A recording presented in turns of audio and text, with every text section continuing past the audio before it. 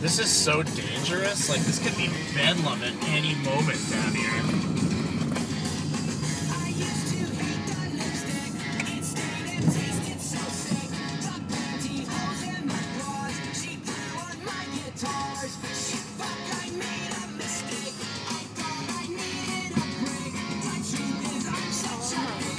This is fucking insane. This is so creepy. This is fucking insane. Thankfully, we're gonna be